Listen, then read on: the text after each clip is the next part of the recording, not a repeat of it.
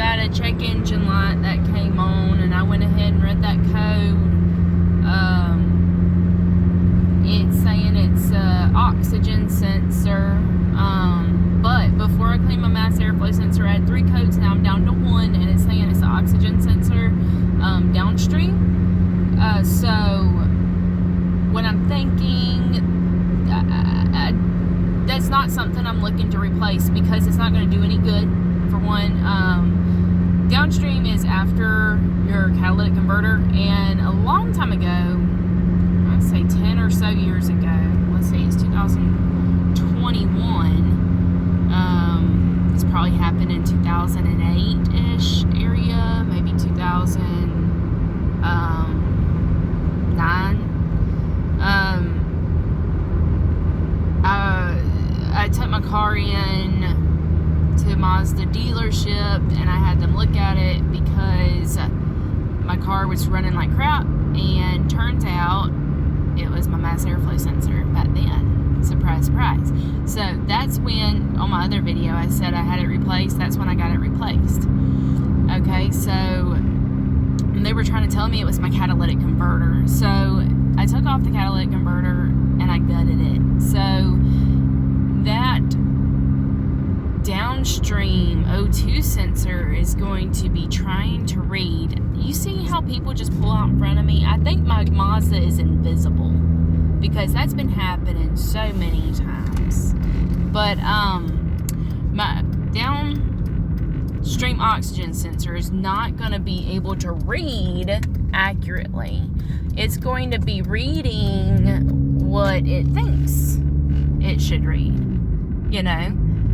I mean, yes, it's going to be reading accurately, but my car, you know what I mean? Like, it's not going to be accurate because I gutted my cat. So, it's going to be trying to read something that isn't there, basically.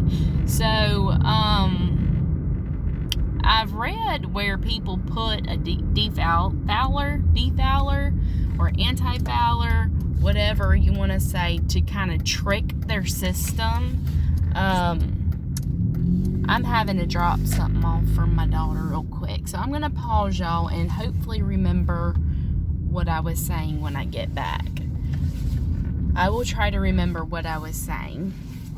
So, just 1 second. Alright, so I've read where people run this anti-fouler in the place of their downstream O2 sensor. Like, if people are getting the code that I'm getting and they gut their cat, that's what they do. That way they can just prevent the check engine light coming on, and they trick their car into thinking that it's running correctly. So I was running that idea by my dad yesterday, and he said, then why don't you just unplug the O2 sensor instead of buying a defouler, which, granted, I've looked those up, and they're not expensive. They're a couple of dollars. So I could do that too. But we could just unplug the O2 sensor and call it good. So that might be something. But, you know, also, I have a misfire on cylinder 2, I think, because that was a previous code.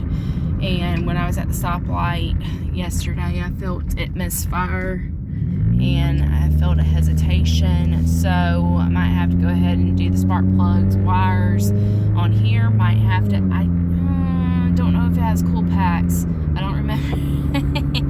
I haven't worked on this car in a while, and I definitely have not changed anything like that. So I will look and see if that's a thing. Anyway, this video really isn't about talking about my Mazda. I wanted to talk about my Silverado. Okay, so my Silverado, I checked the codes. It had 8 codes.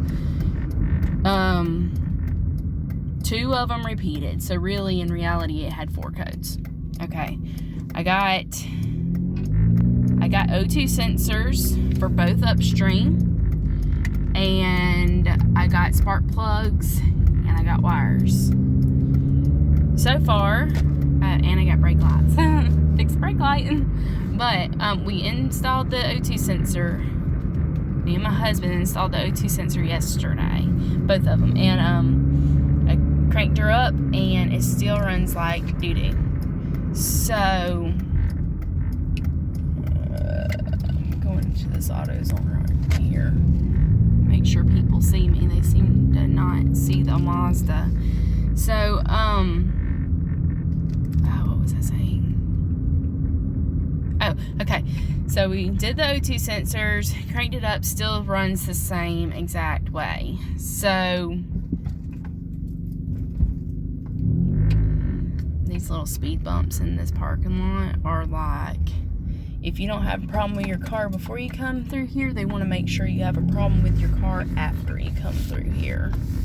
Oh man, I didn't know this truck was like this. Okay.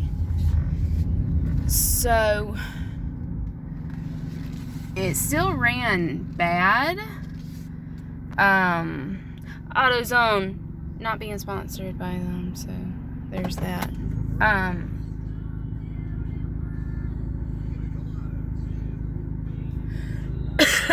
Okay, so it still ran bad after we installed the O2 sensors. So now my next step is going to be, but I read the codes again. 2 codes disappeared. Well, 1 code that repeated twice disappeared. So now we're down to 4 codes. I could be wrong. I could be telling a lie. Down to 6 codes. 2 of them repeat. So in reality, it's 4 codes. Okay. So my next step is going to be the spark plugs and wires. Just to make sure, and that's not a problem. I've never changed them out since I've had the truck, so I don't know when's the last time they were changed out. So we're gonna try that, and then if that don't work, I need to look at fuel injectors. That would be the next thing I look into. I haven't even looked into that. Now, I do have a code for a knock sensor, which I hope that doing these next 2 things I'm going to try fixes it. Guess I don't want to do that. But if so, that's what we're going to have to do. So, I know y'all don't want to look at a building. I can let you look at the sign, I guess. So I'm going to run into AutoZone right quick like, because I need a universal joint, and not a universal joint, that's for a car. Well, I mean, it is a universal joint. Yeah, it's a universal joint. It's not a, yeah. I need a universal joint. Not for the truck, but for, you know, changing out the spark plugs, because I know by watching, because I've never done them on the truck, so I've been watching videos, and I've seen on the passenger side, I think it's number 8, that's a tight fit, and I'm going to need one, so I'm going to run in here and get one and head back to the house. So next video, I'm going to be preparing spark plugs, wires, and I may try to have y'all come along with at least 1 spark plug and wire change. Not going to do all 8 with you, but then I'll have a follow-up video after I'm all done to see if that fixed the problem. So stay tuned.